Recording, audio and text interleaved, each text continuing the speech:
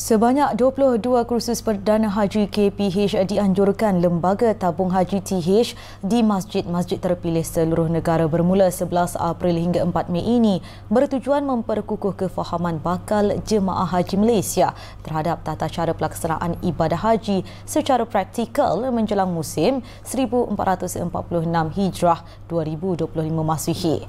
Menteri di Jabatan Perdana Menteri Hal Ehwal Agama, Senator Datuk Siti Dr. Muhammad Naim Mohtar berkata KPH merupakan antara kursus utama selain kursus asas haji dan kursus intensif haji yang ditawarkan TH sebagai persediaan menyeluruh kepada jemaah. Jadi kursus Perdana Haji ini adalah kursus yang berbentuk praktikal.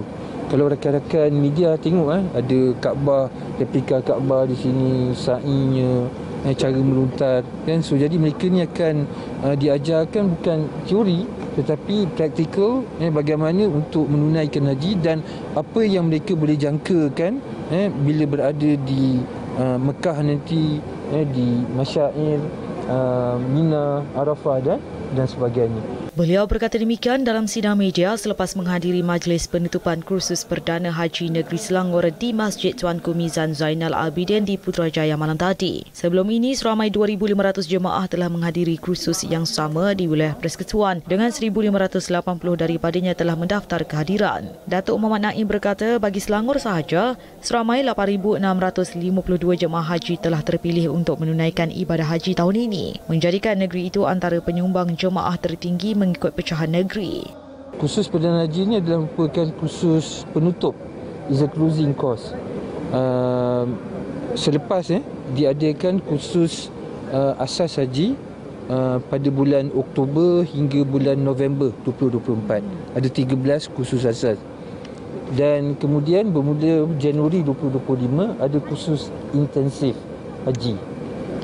Dan sekarang menutup pula kursus Perdana Haji. Dan kursus Perdana Haji ini akan bukan saja bermula di wilayah Persekutuan ini tetapi juga di negeri-negeri yang lain. Beliau berkata kursus Perdana Haji merupakan inisiatif penting bagi memastikan jemaah Malaysia bersedia secara fizikal, mental dan rohani selain menyemarakkan disiplin dan kefahaman ibadah sebelum ke Tanah Suci. Penerbangan pertama jemaah haji Malaysia ke Tanah Suci bagi musim 1446 Hijrah 2025 Masihi dijadualkan pada 29 April, manakala kumpulan terakhir akan berlepas pada 30 Mei ini.